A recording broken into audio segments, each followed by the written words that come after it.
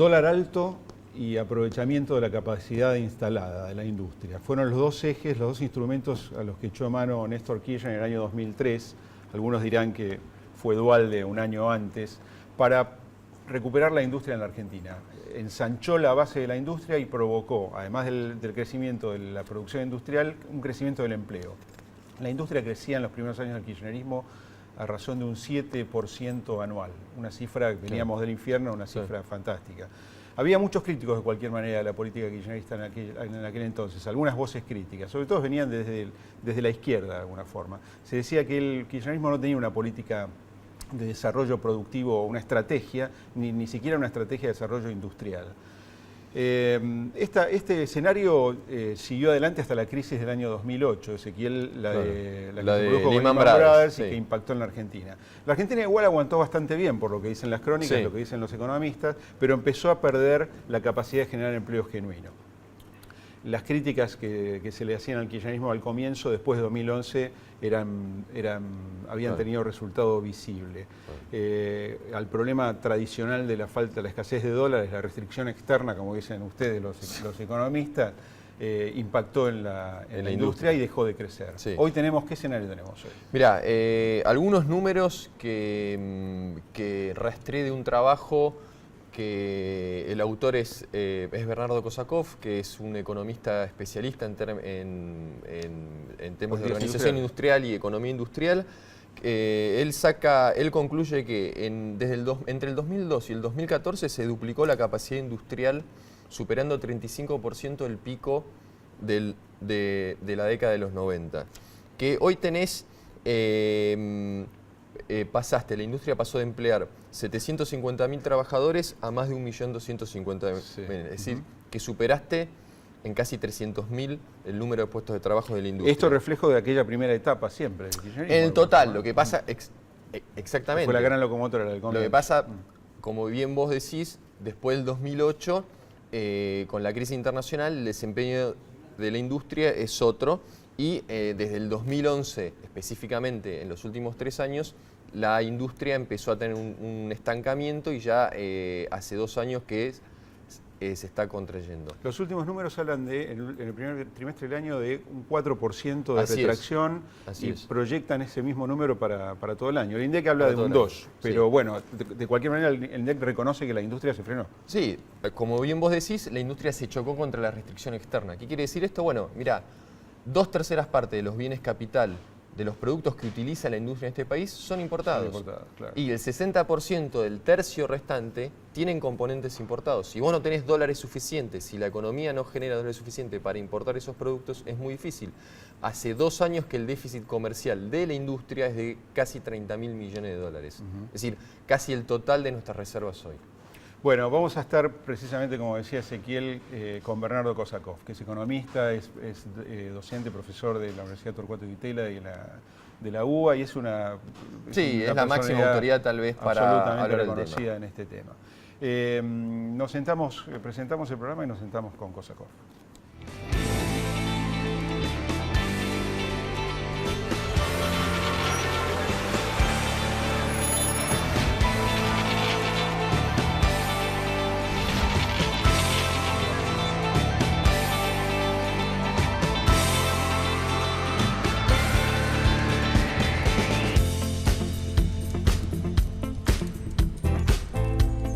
Bueno, como decíamos con Bernardo Kosakov, gracias por haber venido. No, un placer. Gracias a ustedes por la invitación y compartir alguna reflexión sobre nuestra querida industria. Nosotros mencionábamos un poco, tratábamos de hacer muy brevemente una mirada sobre lo que fue la década kirchnerista. Entre las críticas que aparecen a la política industrial del kirchnerismo, una de las centrales es que el kirchnerismo no produjo un cambio estructural y la política industrial sigue teniendo los mismos rasgos que tenía en la década del 90. Quería preguntarte cuál es tu mirada sobre este punto y si es correcta, ¿no? No, en general ustedes han hecho una buena descripción. Después del ocaso de la convertibilidad, el sector industrial tuvo un notable proceso de recuperación que duró hasta el 2008, en un contexto donde se crecía muy fuerte, pero al mismo tiempo con una notable capacidad de generación de empleo. Aumentó notablemente la inversión, aumentaron las exportaciones y en general lo que es más llamativo que esto era generalizado en todos los sectores. Después vino la crisis del campo, las AFJP, la crisis internacional, y hay un periodo de turbulencia que va del 2008 al 2011, que sin embargo se pudo transitar en forma más o menos razonable, pero ya el crecimiento ahí era más heterogéneo y estuvo muy concentrado en los sectores productores de bienes de consumo durable, en particular la industria automotriz. Pero ahí ya se deja de generar empleo y aparece un fenómeno muy claro que tiene que ver con la herencia de los años 90, en donde la industria dejó de ser una industria integrada y se transformó en una industria maquiladora. Cuando uno ve el nivel de importaciones del 2011, menos del 10% son bienes de consumo. El resto son materias primas, componentes, partes, bienes de capital que requiere el sector manufacturero para poder operar. Y como decía Ezequiel, en el 2011 apareció una sorpresa. El déficit comercial del sector manufacturero era de 30.000 millones de dólares, cuando pocos años atrás era solo un tercio de ello. Y la explicación es muy sencilla. En ese momento había un nivel de salarios medidos en dólares muy fuerte.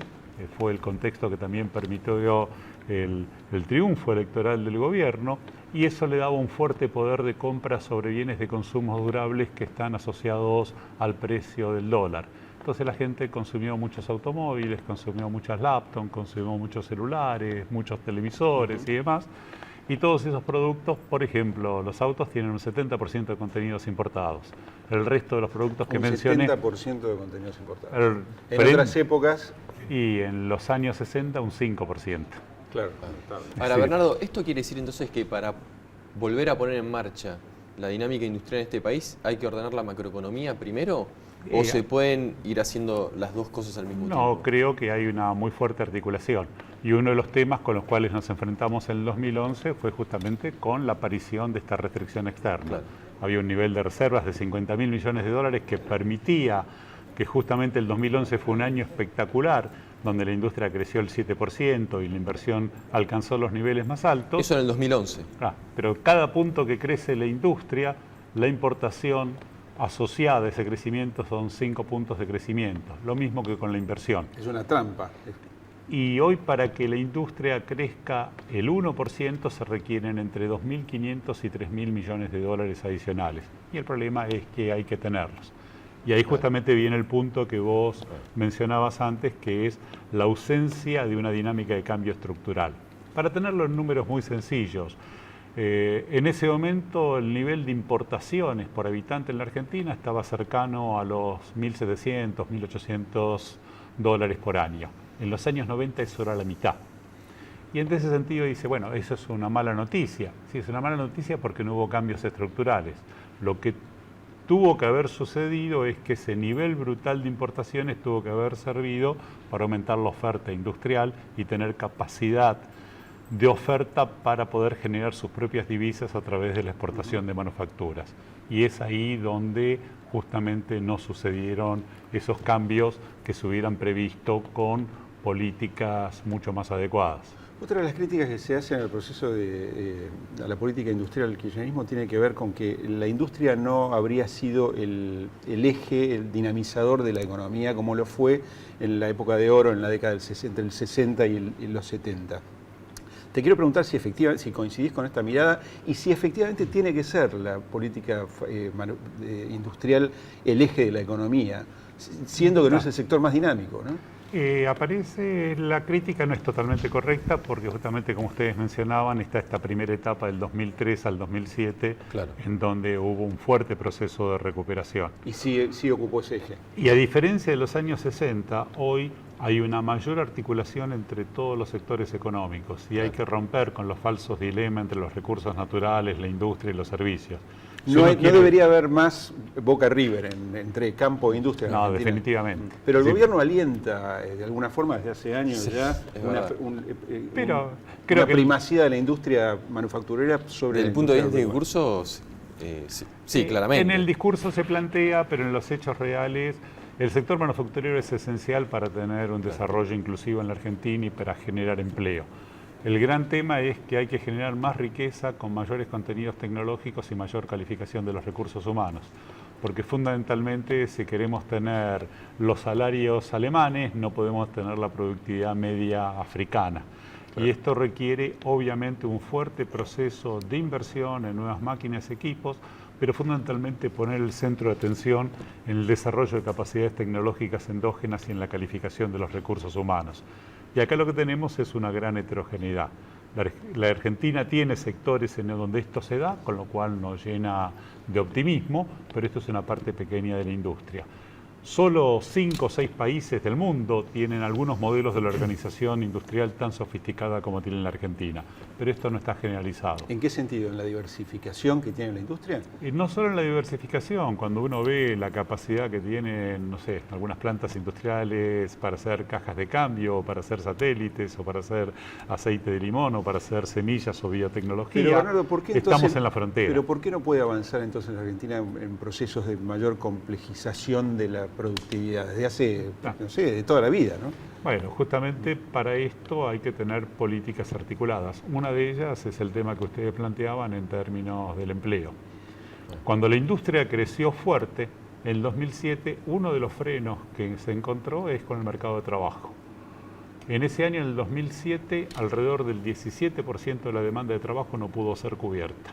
Y sin embargo, había 800.000 chicos de 15 a 25 años que son los NINUI, que no estudian ni trabajan, un 35% de gente informal que no tiene seguridad social, que no está capacitada. Más de 1 millón de desocupados.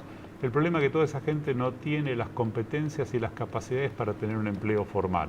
Y esto es un arrastre de 3 décadas, donde justamente los sectores más jóvenes y los de menores ingresos no tuvieron ni la oportunidad de tener una educación de calidad que le dé las competencias, pero fundamentalmente no trabajaron. Y entonces no tuvieron lo que es el aprender haciendo simultáneo con la propia producción industrial. Cuando uno se ubicaba en la década del 60, un chico que entraba de aprendiz matricero, 10 años atrás era oficial matricero, y esto ocurría simultáneamente con el trabajo. Entonces, uno de los temas centrales para poder volver a crecer es cómo darle capacidades a este 40% de la población que hoy justamente tiene un serio problema de competencias como para tener un empleo que sea un empleo formal, un empleo no vulnerable. Y esto es un desafío de mediano y largo plazo. Para esto, el sector industrial tiene que mejorar su productividad, tiene que invertir, tiene que gastar en innovación, tiene que gastar en educación y al mismo tiempo articularse con el resto de los sectores. Si el sector de los recursos naturales quiere producir con más valor agregado, ponerle en la cadena de los granos, sí. Y bueno, si no hay biotecnología, si no hay semillas, si no hay maquinaria agrícola, si no hay servicios especializados, no lo puede hacer. Lo mismo pasa con los servicios de exportación. Entonces el sector manufacturero tiene un papel central dentro de la estrategia de desarrollo, pero no es el único sector. Las fuentes de crecimiento tienen que basarse en los recursos naturales, los servicios y la industria. ¿Qué objetivo pensás que podría trazarse el próximo gobierno, teniendo en cuenta que el cepo no podrá o no será eliminado rápidamente según se desprende de los principales candidatos? ¿Cuáles serían para vos 1 o 2 objetivos para cumplir en 4 años? ¿No? En 4 años es aumentar la capacidad exportadora de la Argentina. Es poner reglas de juego para que la producción de granos pase de 100 a 150 millones de toneladas, en 4 para años. Que las cabezas de ganado sean un 50% más, para que el trigo sean 30 millones de toneladas. Esto lo que nos va a dar es una capacidad de riqueza del sector agropecuario que nos va a generar divisas y al mismo tiempo plantear políticas adecuadas para que los sectores de menores ingresos tengan precios domésticos totalmente desacoplados de los precios internacionales. Y al mismo tiempo poner el centro de atención en la inversión en máquinas y equipos y tener una estrategia fundamental con respecto al agente económico más importante que tiene la industria, que son las filiales de las empresas transnacionales. Y acá hay lógicas muy particulares de estas empresas en donde las decisiones de inversiones son dirigidas por las casas matrices, en donde tienen cadenas globales de valor y hay que tratar de que las filiales domésticas ganen las licitaciones internas para que se le asignen plataformas globales en la Argentina para generar valor y para generar conocimiento. Esa es otra de las críticas que se le hace al kirchnerismo, ¿no? De haber de alguna forma delegado esa estrategia de desarrollo, de política industrial en las empresas transnacionales. que justamente no han tenido una transformación en la oferta. Uno tiene algunos ejemplos. Toyota ganó una plataforma global, pasa la producción de 100.000 a 200.000 Hilux y eso genera empleo, exportaciones, desarrollo de proveedores. En la Argentina hay unas 500 empresas transnacionales, las importantes son 200. Y hay alrededor de 40, 50 proyectos importantes que se iban a hacer en el 2011 y que lamentablemente se asignaron en otras localizaciones.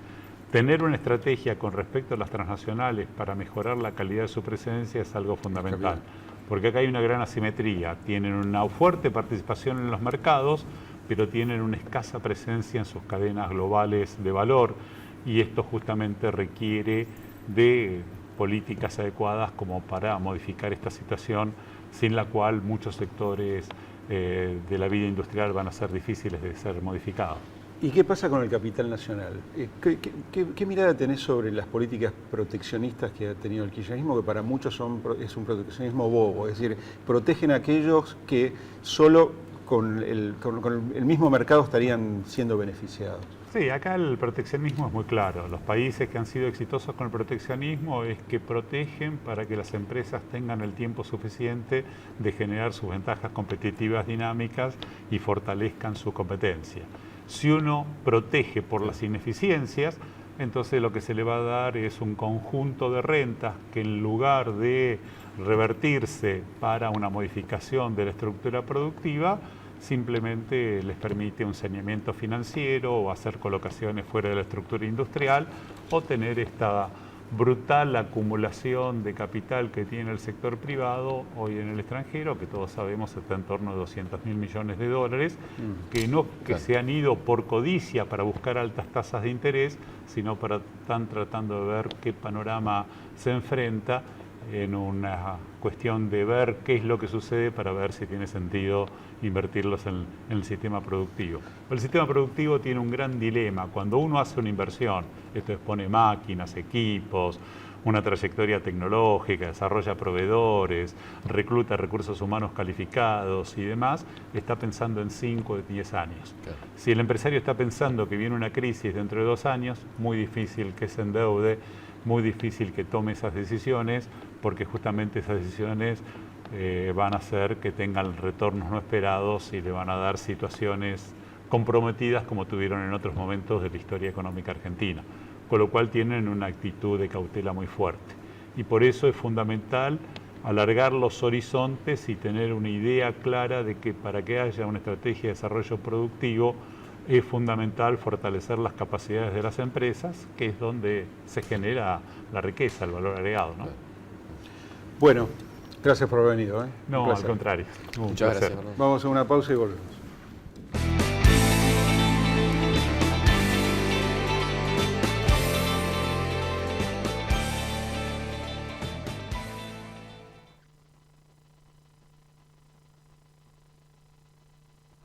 Crecer es brindar oportunidades. Crecer es motivar el desarrollo de la gente. Crecer es promover la cultura y el deporte. Queremos seguir creciendo junto a vos. Banco Ciudad. Te quiere ver crecer. 0822 20400. bancociudad.com.ar.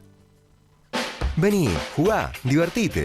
Aquí todos los días son especiales. En los casinos de la provincia de Córdoba, la diversión está asegurada.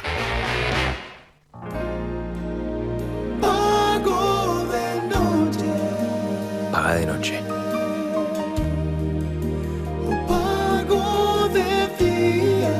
Paga de día, de tarde, cuando quieras. Desde la Lotería y Casinos de la provincia de Buenos Aires invertimos en salud, en educación, en infraestructura y también en desarrollo social. Buenos Aires, Gobernación Daniel Scioli.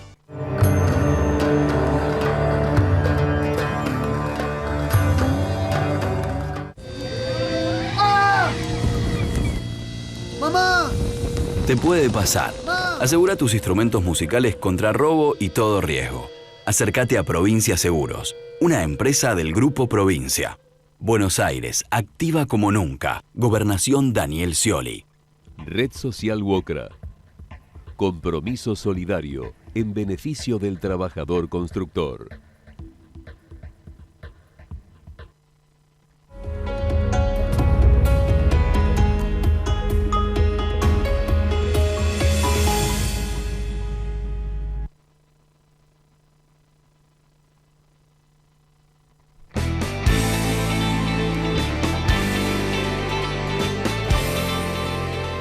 Segundo bloque de Divina Comedia con Ignacio Liberadol. ¿Cómo están? Nacho. ¿Todo bien? Bien. Bienvenido. Bueno, Nacho habla de finanzas y tenemos que preguntarte qué está pasando con el dólar. Se está leyendo muy seguido en la prensa en estos días que los inversores están pasándose aquellos que hicieron posiciones en dólares del dólar informal a las tasas de interés de los plazos fijos, sí, que estarían de alguna forma alcanzando el nivel de la inflación, si la inflación está en un 2% sí, mensual, como está diciendo el INDEX. sí. ¿Qué se puede esperar? ¿Qué hay que esperar del dólar? ¿El dólar va a seguir acostado como está? Esta es una época en que el dólar debería aumentar, según... En realidad hay una expectativa ahora, un consenso en el mercado de que el dólar se va a mantener planchado, el tipo de cambio oficial de acá hasta las elecciones, por una cuestión de que el gobierno va a decidir que se mantenga así para evitar un impacto en los precios y generar incertidumbre. Eso es casi en el un mercado. Consenso, ¿no? Sí, eso está claro, digamos. De hecho, hasta creo que el gobierno lo reconoce públicamente. El tema es el mercado informal, que por ahí esto no se ve tanto en los plazos fijos, porque hay muchos pesos que están dando vueltas en la economía que no van al mercado formal y que pueden llegar a nutrir más la demanda en el mercado paralelo. Tenemos una placa que muestra qué es lo que pasa con el blue en esta época del año. En el segundo trimestre del año, desde que está implementado el cepo cambiario hasta hoy, se ve siempre un repunte en el mes de mayo. Hay una placa, no sé, que es justamente, bueno, en las líneas, esas dos barras o esa zona azul muestra lo que es mayo, ¿no? En el 2013, que es la línea de abajo, en el 2012, perdón, en la línea de abajo muestra que hay un pico ahí sobre el final del mes. Sí. Que es ¿En mayo también? Sí, todo siempre en mayo. Esa banda celeste es el mes de mayo de los últimos años. Claro.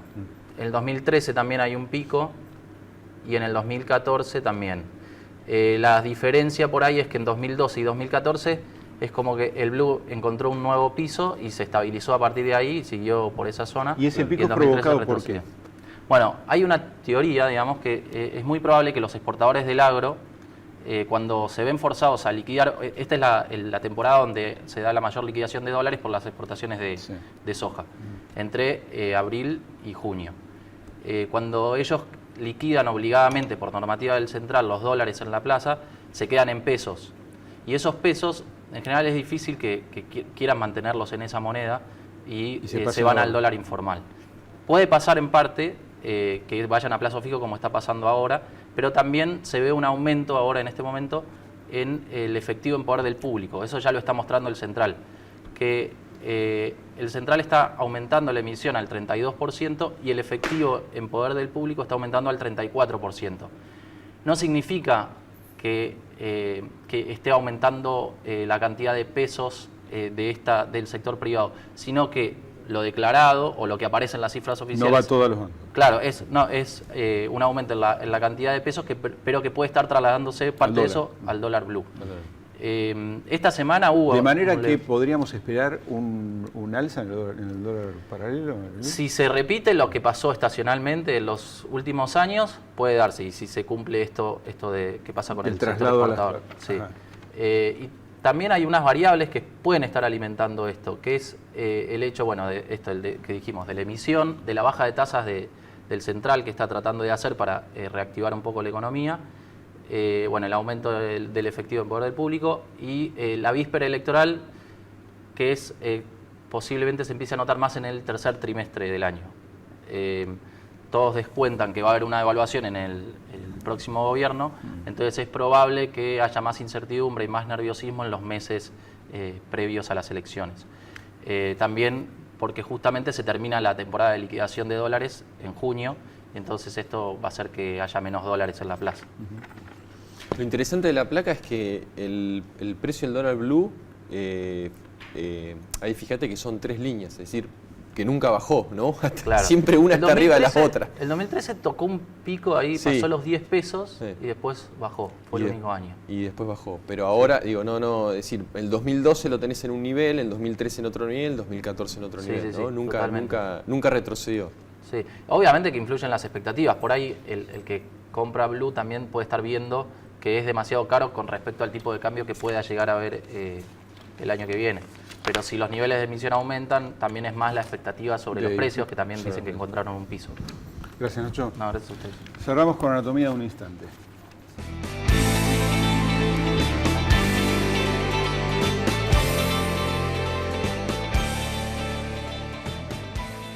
Simpatizantes de fútbol en la Argentina.